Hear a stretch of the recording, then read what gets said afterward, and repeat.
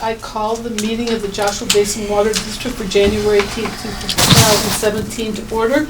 Please rise and join Don in the Pledge of Allegiance to the flag. Yeah. I pass. I pledge allegiance to the flag of the United States of America and to the republic for which it stands, one nation, under God, indivisible, with liberty and justice for all. All right, number 3, determination of quorum. Madam President, all 5 directors are here. You have a quorum. Thank you.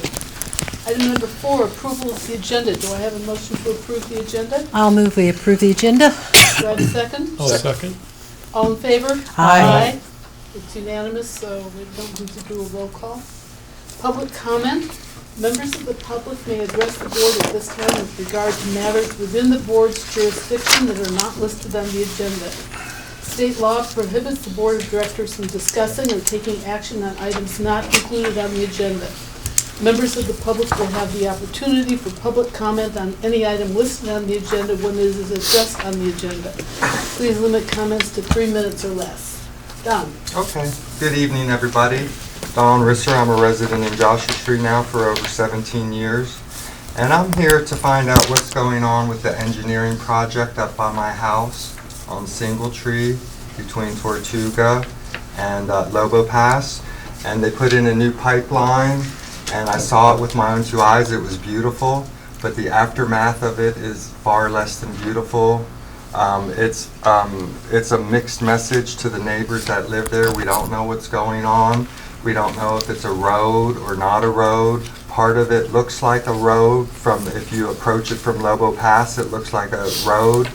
If you approach it from Tortuga, some boulders were scattered amongst the area, and it looks like maybe it could be interpreted as a motocross track for bikers. In fact, there were 4-wheelers out there between Christmas and New Year's. And do you need background information on what was done? A new pipeline was put in. Instead of going under the existing road, a brand new road was constructed parallel to the existing road. The pipeline was put in, and then it was kind of covered up, but it was left in a very unworkmanlike state. And my concern is that, number one, it does not comport. I mean, I want to know, one, is that how it's going to be left? And I did ask Kurt about that on a phone call, but you were going to check with Mike Wilson and get back, and there was no follow-up. So I'm wondering, because, number one, it doesn't comport with the mission statement about promoting a positive relationship with the customers, the ratepayers, and the community in general. And then secondly, I feel like it falls below the standard of reasonable care that should be done on a project like this. And I fear for liability under the theory of negligence because of what the risk that it poses, not only to the people that live in this neighborhood and know those roads, but to the many visitors that come to the park and end up traveling through the neighborhoods just to check it out. They're not going to know what it is, and I have photographs here, and I think I emailed the photographs to the board members, and I'd be happy to go through them with you to show you what we're looking at and what my concerns are, if that's going to help this board meeting. I think that's up to the general manager. I think I'd like him to respond because I don't believe that. Go ahead, Kurt.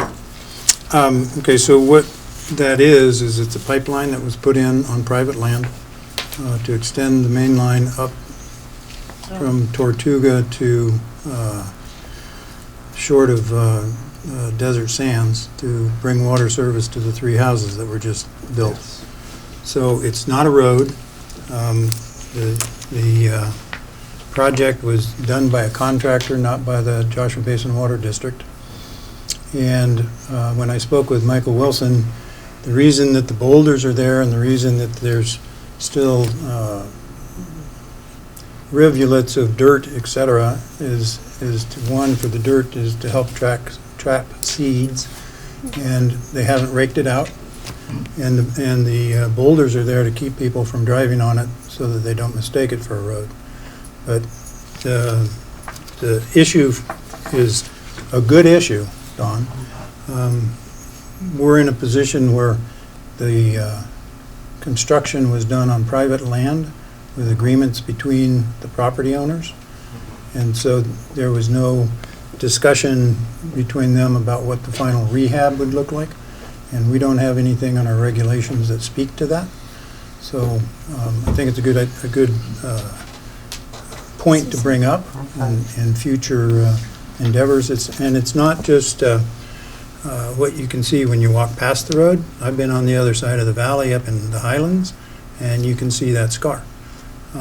So when more pipelines are going in, it's something to think about, but when they're going in not on county roads, and all those roads up there are not county roads, and they're going in on private lands, we don't have much we can say about it. Okay, may I respond? I understand that there's a contractual agreement between the property owner and the holder of, let's say, your easement, but still, under a general theory of liability, you do have a responsibility to leave it in a safe manner, which I'm articulating here tonight that it's not. Boulders were placed on one end of it, and that's not going to prohibit people from driving on it. I've already seen people on ATV four-wheelers driving on there. And on the end that adjoins Lobo Pass, there are no boulders. This is what it looks like. It looks like, and if you're coming up the road, Lobo Pass, you're actually coming up a hill. You do not see that the road is on the other side. You see this road, and you said it's not a road, but nobody is going to know that. And that's where I'm saying that there's a responsibility here towards safety of the people that live here and visitors as well that may mistake this for a road, and liability will have to be determined if there's harm, damage to property or injury to humans, and I'm just stating that as a fact. So, Madam President, I'd be more than Nothing willing- has been raked out. I disagree with the word scar. Scar would imply that some sort of healing has taken place. None. To me, it's an open wound. And it's going to take hundreds of years for that to heal in the present manner. Thank you. Be more than willing to discuss it with Dawn after the board meeting or at a time. Okay. And Dawn, I did try and get a hold of you, so we didn't close that circle. Be more than happy to close the circle with you and talk about those concerns. That's why I came this evening. Thank you very much. It's either not closing Okay, it any or other public he's doing it comment? or something. It's David. unplugged. Oh, it's unplugged. Is it unplugged? Hello, Joshua Basin Water District Board members. David Fick, Joshua Tree, and this is pertaining to the JT Solar Project, which is pretty much at a standstill right now. And recently, we've heard through our network that NextEra, not Baywa, but NextEra is asking for a permanent water meter hookup. And recently sent to General Manager Kurt Sauer was a cease and desist letter that might pertain to your situation with the water meter. And this is because a water meter would forward this project, and there was a cease and desist letter sent by our legal representation to the county on October 16th. That was 52 pages of a 467-page document, and it is it's trying to stop before it gets to the court. I mean, there's litigation going on right now, but we're in the midst of not even having a stay through the legal aspect, but that's why the cease and desist letter was given to the county, because if you haven't been keeping track of this, so far they've destroyed 6 buildings at the airport without the proper permitting, including the east entrance gate is no longer there. There's shards of it, but it's not there. County code enforcement had trouble understanding that anything had happened, and they couldn't even find the airport for a moment because the east entrance gate was removed. And of course, the county gave a renegade fence permit, which is counter to the CEQA lawsuit going on and CEQA concerns, but that's the county, so this large fence going the perimeter of the property has been built, and it's there, but pretty much it's stopped now as far as the activity that we can see. We've taken hundreds of photos about every week and a half to 2 weeks since up till about when the activity stopped, which was the middle of or late November. The fence installation also included clearing land up to about 100 feet wide for a 1 foot wide fence. There's clearings up to 100 feet wide swaths. They've cleared creosotes out between the Sunfair and the fence perimeter they have. So they've done a lot of stuff unpermitted. You'll see in the document, I would recommend that your general manager, Kurt Sauer, forward you the document regarding the cease and desist order. It has plenty of photos, a lot of evidence of what is going on there. And it's clear to me that if the meter forwards this project, awarding this permanent meter, it should be stayed.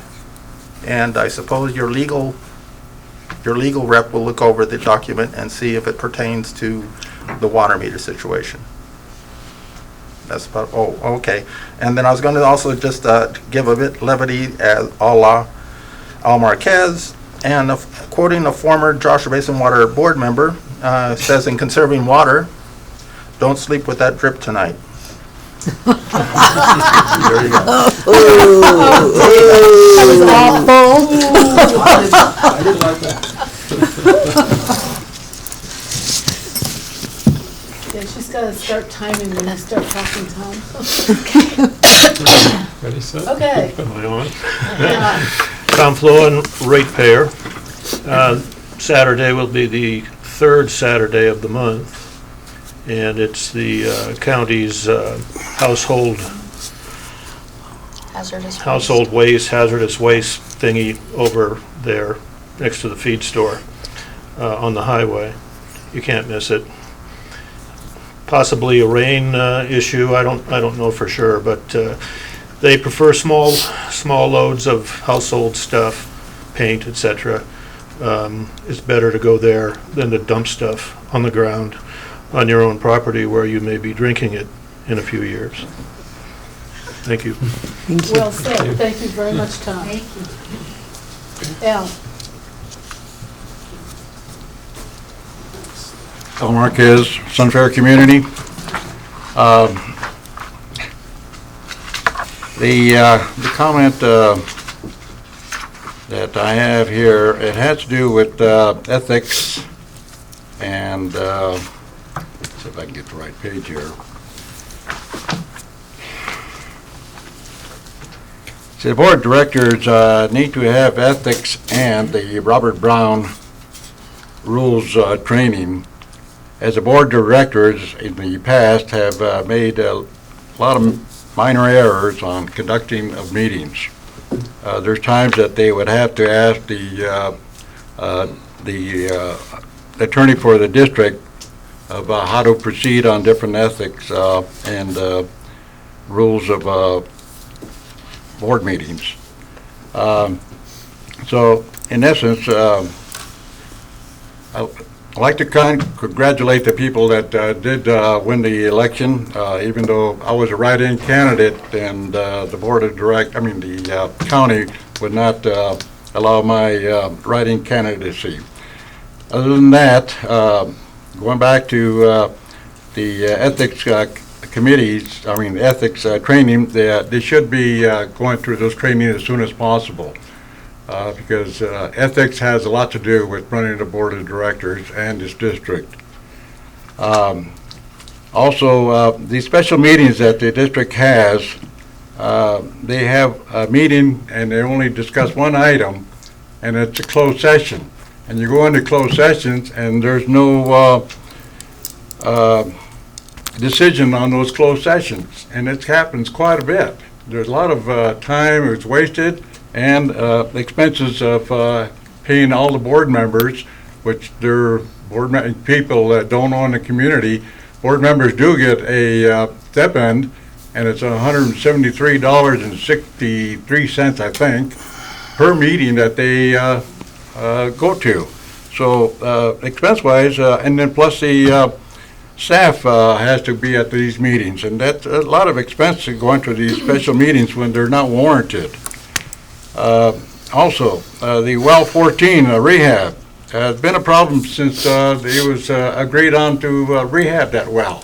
And that's been going on for more than 6 months. And all the water that's been pumped out of that well to sterilize it or whatever you want to call it, and we're talking about at least 2 acre-feet of water, which is almost 800,000 gallons of water has been pumped from that well over to the dry lake, and it's been flooding the Sunfair Road. And it still hasn't been online for whatever reason that you guys have, and I know you got a closed session on that tonight. Time. And I'd like to also say that when you have people in here making public comment that spend more than 3 minutes, if it's non-contrary to what the board is doing, they give them extra time. At the last meeting, there was a person that had 4.5 minutes of speaking time, and I get less than that every time I make my comment. You have So 3 minutes. Please and sit down. I'm gonna make my closing statement right now, please. And I also requested a public information about the 218 rate increases that they had for active and inactive meters. And I just got the information today that I was notified by a source, and I wasn't received that information, but I want to thank the person that did notify my home about this information, and I'll be looking into it. Thank you. I'd like to make 2 comments too, Al, since you come up and say these things all the time. Number 1, we do not use Roberts as our rules of order. We do Robert modified, but we don't use that. Actually, that's the only thing in this here right now. But thank you for your comments. Sit down. Just quick comment. You are done. You answer my question. are Quick done. comment, please. Just 15 seconds. The Robert Rules of Orders are state rules. No. Yes, they are. You You are look into it, wrong. Robert Rules of Orders Sit are down. state rules. And I'll bring that up to you, and I'll show you the proof of it. All right, we'll move on. The next item, anybody else want to make a public comment? No one else would dare, right? Number 6 is the consent calendar. Do I have a motion? The items on the consent calendar are considered routine in nature and will be adopted in total by one action of the Board of Directors unless any board member or any individual or organization interested in one or more consent calendar items wishes to be heard. And it includes the draft minutes of the January 4th regular meeting and the draft minutes of the January 9th special meeting of the Board of Directors. Do I have a motion? I'll move the consent calendar approval. Second. All in favor? Aye. None opposed, so that will stand. Standing committee reports. Finance Committee, Resolution. Director Fuller. Wait, wait, Item wait, wait. 7. Number 7. Did I miss it? Oh, that was the whole purpose of the meeting. Resolution 17968, updated conflict of interest code, Article 6. Mr. General Manager. This Assistant General Manager. The Political Reform Act requires that the district conduct a biennial review of our conflict of interest code, which is and has been largely based upon review of those positions or those employees, for the most part, who are required to comply with the conflict of interest reporting. I have not been involved in this process over the years. The district has by reference, adopted the state's conflict of interest code. So as that code, as that law changes in the state, it automatically applies to our district. We have, as I mentioned, just simply looked at the list of people that need to report. In looking at this review this year, I had the first opportunity to really say we could do a lot better. So I took the opportunity to create a more user-friendly document for those who are responsible for complying with this reporting requirement. And I think it turned out really well. I tried to incorporate more meaningful language. Our current code actually incorporated the state code. So your reference was to look to the state code, and we know how simple that is for everyone to work from. So I tried to use simple language. I included definitions and meanings and whys and all that sort of stuff. I hope that you agree that it's a better document, simpler terms. I put this to Gil for review. Both he and Jerry Egan's reviewed it, had not one change or comment. I, in my re-review, actually see a typographical error that I should bring to your attention, which is on page 15 of the board packet. At the very top, the disclosure categories listed below identify the types of economic interests, not investments, okay? So we can make that one change, but I'm certainly happy to answer any questions. I can go through and talk in more detail about the changes. I don't know if that's necessary. We just really start right out by saying what is a conflict of interest and when does that occur, and that was nowhere in our prior policy, our prior code. It really assumed that you knew all of that, and I really want this to be a meaningful document for staff and the board that has to comply, as well as for the district's filing officer, who is technically the general manager whose work is done by the executive assistant. So, hopefully everybody finds this a more useful tool and easier to understand. We also have added in here manner of reporting, how you report, and we added the caveat there of either on paper or electronically. Beverly and I have actually been looking into a company that supports this sort of a portal, if you will, where you go in and do this sort of stuff electronically. So, we haven't made that determination or brought it to the board or anything, but I just thought, let's just weave that in here. It allows for that. We wouldn't have to change this in the future if we move in that direction. So, try to think ahead, in those sorts of ways, and hopefully everybody sees that, it's a better tool. I'm happy to answer any questions. Thank you. You're welcome. Any comments from the board members? I'd like to say I really appreciated the simplified definitions going through, because you go through the overall referendum and it just doesn't Yes. read very, Right. very easily. So you did a great job thank making simplifying. Thank you. Thank you. And I'll have to say, I always read it as, do Form 700. So there's obviously more to it than that. Yes, Thank you. yes, right. Gary? Well, as someone that's had to fill out a number of these Form 700s, I can really appreciate the value of this. And I thought you indicating the different disclosure categories for different employees and then articulating what those categories are be a very helpful thing for Yeah. folks trying to figure out Good. what they're required to do. Rebecca? I agree with Gary. I like the appendices. That was very helpful. And good job. Thank you. Yeah, I don't- Picky, picky, wiki work, but thank you. yes. Ditto, thank you. Yeah. I think it is a lot simpler and it'd be a lot easier to use. And of course, if the state changes anything, ours automatically is updated. Automatically. So that we don't need to worry about trying to Right. update it all the time. Right. Is there any public comment on the conflict of interest? Seeing none, do I have a motion? Yeah, I'll make a motion that we adopt Resolution 17-968, an amendment to the district's conflict of interest code. Vicki, do I have a second? Second. Okay, Aye. Aye. Aye. Aye. Okay, that's 5-0. And maybe for the public in attendance here and listening on TV, just these couple sentences will explain the gist of what this is. Conflicts of interest exist when a person is in a position to receive personal benefit from actions or decisions made in his or her official capacity.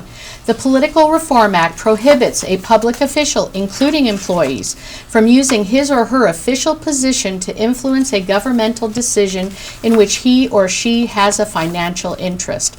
So in accordance with that, certain employees are obligated, and the board and key staff are required to report on this Form 700, which Director Hun referred to, any existing conflicts of interest, and that is a public document. So that is the reason for this. Thank you. Thank you. Okay. Seeing no public comment on the conflict of interest, we'll move to the standing committee reports. Finance, the next meeting is scheduled for January 23rd at 9 a.m. And the Water Resource and Operation Committee follows that at 10 a.m. The Public Information Committee will be February 1st. It's usually the 9 o'clock on the morning of our first board meeting of the month. And 9:30. is it 9:30? The public is welcome to attend any of those meetings. Several people in this audience are regular attendees, and we really appreciate that. So we don't have a general counsel this evening. General manager. Kathleen? Hmm? Oh, Kathleen. They're gonna fire me.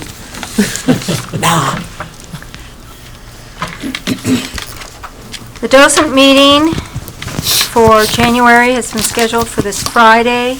We will be ramping up for the Water Education Day event, which dovetails on what Tom offered about the hazardous waste. We have them present at our Water Education Day, and they give out free containers so that you can, throughout the year, collect items or fluids, whatever it is, and not put it in our ground that would then taint our water. So it helps, and again, we do have them come out to our Water Education Day, and that's just one of many things that are going to be there. But we are ramping up for that, starting with this Friday's meeting at 10 a.m. here. There is also the opportunity, Joshua Basin Water District hosts the only Toastmaster Club up here, and Toastmasters is a form of helping people to learn how to publicly speak so that they are timely, accurate, and efficient, especially when they go to podiums in public settings, hones in on leadership skills in that respect. It is something we have here twice a month, the second and the fourth Thursday at 6 p.m. It is open to the public for membership, and I just want to invite all of you because it's next Thursday as well. And we have seen a lot of people step up to the plate and go through the program, and very successful results. So you are all invited and welcome. And that's for now my report, and I'll have a lot more next meeting. Thanks, Kathleen. All right, as I said, item number 9, the general counsel is not here this evening. Move to item number 10, general manager, Mr. Sauer. Okay. Let's see. Oh, David's still here. Nextera. So I met with Jess Moline yesterday of Nextera on site with Randy and Jim Corbin. And we basically reviewed what we told the previous representative of Nextera when they were in the process of getting a permanent meter and or a construction meter for their project. And at that time, they needed to survey, they wanted to survey the land, so they knew that where they were going to put the fence, etc. But the permanent meter can go, it will go most likely on the southeast corner of that property. After they get done widening Sunfair some 40 feet from center line, the entire length of their property. So we're going to have to relocate our fire hydrants, which will be at their expense, and we'll go from there. So basically, I was informed that the German company that was going to buy them out has decided not to buy them out, and that's delayed their efforts to complete the project by 2 months. And before I met with NextEra, I spoke with Terry Rahal of the county, and she informed me that they did not have any permits for the destruction, demolition of the buildings, or the grading or construction of the actual project.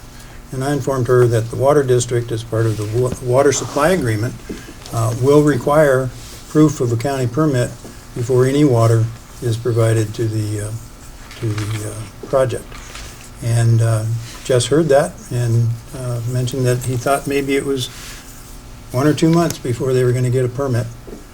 And so there was another contractor that was going to demo the buildings, which in Jess's opinion have been vandalized rather than NextEra tearing them down. And I don't know about the gate. The gate was there as far as I know when we were out there yesterday, so maybe they've replaced it. But at any rate, we're waiting to hear from NextEra and show us a county permit before we do any work.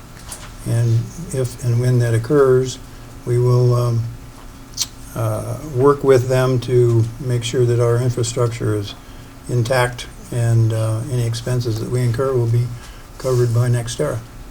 So that's the NextEra thing, and be more than willing to talk to you after the meeting. The county mental health facility, yesterday, maybe this morning. It's been rather busy. Anyway, we've issued a will serve letter to the county. They will be required to replace the 4-inch main line on the south side of their property with an 8-inch, and they will be required to install some sort of a wastewater treatment facility. Now, the wastewater treatment facility is needed when they build out at 16 beds. The initial plan is to start with 10 beds, and the wastewater treatment facility at that point would not function properly. So we are going to require them to install an advanced denitrification septic system. And both of those requirements will require additional discussions with the district on how it's going to be done. And on the week of January 30th, the Bureau of Reclamation will be sending 2 employees out here. They'll be doing starting the stannous chloride pilot project on wells 15 and 16. And that may go for 2, 3, or 4 weeks. And that's all being funded by the Bureau of Reclamation, and Dudek Engineering is working with Randy on that, as well as working to do our quarterly compliance reports to the state for the compliance plan. And last but not least, I want to remind the president that it's time for the general manager to have his annual evaluation. So you might want to do something about that. So that's the end of my report. Thank you very much, Craig.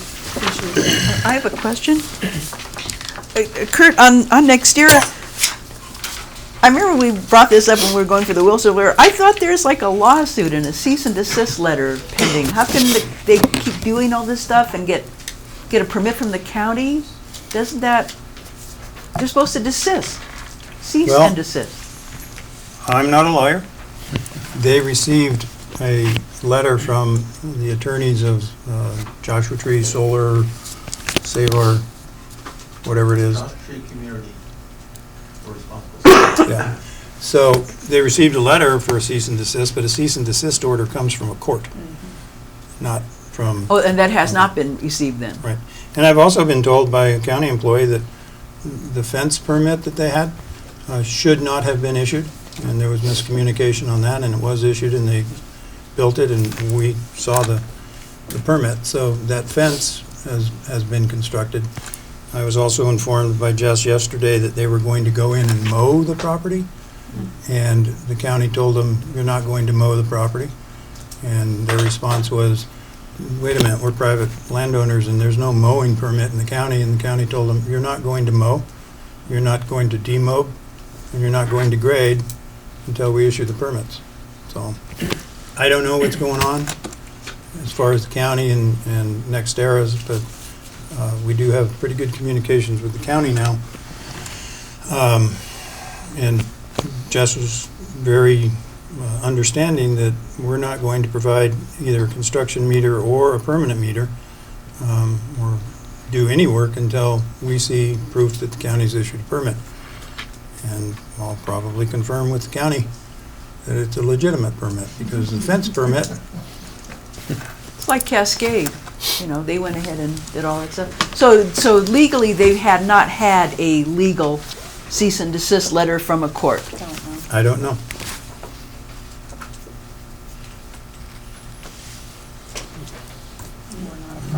And let's see, what else? What other interesting facts? You're full of them. So we have received $46,000 from NextEra for 84 acre-feet of recharge, and we're scheduled to recharge that 84 acre-feet in March when we do the 500 acre-feet that were budgeted normally in our budget. Interesting question is, if they don't do the project and table it for 5 or 10 years, do we give them their money back and then they have to pay whatever the going rate is when they come back? Or we just go ahead and put the water in the ground, and if they never do the project, do we have to give them their money back? Actually, the way the water supply agreement is written, that $46,000 is now Joshua Basin Water District's money, whether they do the project or not. So we'll be putting 84 extra acre-feet in the ground. Excellent. Thank you. to the Thank you. workers. It's all very simple, straightforward stuff.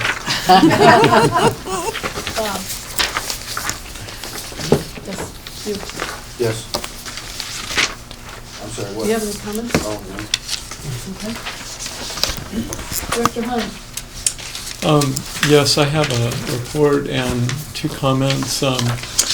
President Luckman and I attended the Mojave Water Agency Board of Directors meetings this past Thursday, the 12th, and it was my first meeting. It was really great to meet the folks that work at the Mojave Water Agency that are our partners in a lot of endeavors. And I just wanted to summarize just a few things that were covered during the meeting that I thought would be of interest to folks. And the first is they did what they called a workshop on water rates, basically a presentation, and it was a review of what is driving consideration of water rates. And they said that there's 3 things: that it's a variable rate because of Department of Water Resources pass-through energy cost, the Metropolitan Water Authority reliability assessment, debt service, and pumping power costs.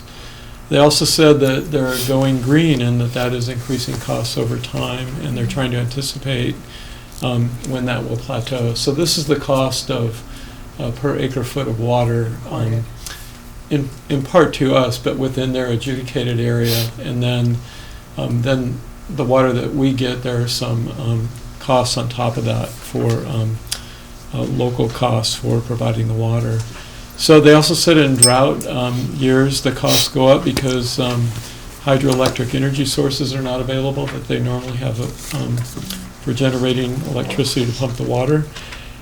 They said the increase for 2016-17 will be 6.4% versus the previously anticipated 8%, so that's a good thing.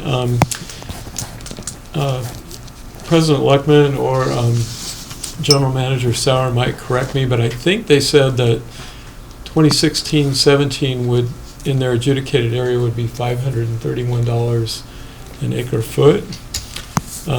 They said they have a reserve fund that they work to maintain, and that that also drives the rates. And They try to anticipate costs and raise charges gradually instead of abruptly. They anticipate average annual future increases at 7%. And they're projecting in fiscal year 17-18, $558 per acre foot. So it's pretty interesting to kind of hear, what goes into the base cost per acre foot for water. And then another thing I thought was really interesting is they recently received a water conservation grant from the Bureau of Reclamation, and it's a Water Smart grant, water and energy grant for this fiscal year for $300,000 for large-scale water conservation programs. It funds larger projects such as conservation projects for schools and golf courses. They also got a grant from the Air Quality Management District, and that grant was for to construct 3 electric charging stations at their headquarters for electric vehicles. And they received $30,000, which will completely cover the cost of construction. It's kind of interesting that they're getting into that, and I gleaned a little bit as to why as the discussion went on. But anyway, they're trying to work out, the electricity use, and they're going to do a 1-year trial basis of not charging anyone, and then they're going to see how that goes, and then if they ultimately need to charge, they'll look into various ways to consider how folks can make payments for the electricity. But they said there were no stations out in their area, so in terms of developing a statewide and national grid, it's really helpful to have charging stations in that area. They said it would cost about $140 a month per station to provide the energy, and it meets part of Governor Brown's Zero Emissions Initiative.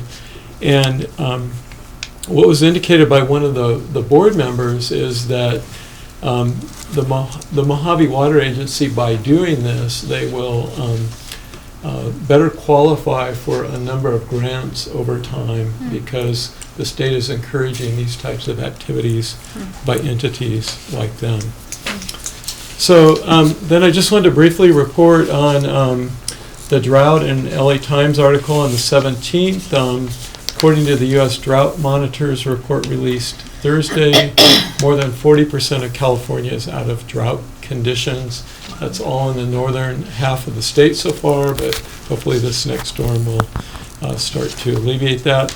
Also, they mentioned the U.S. Drought Monitor, and that I would highly recommend checking out their website.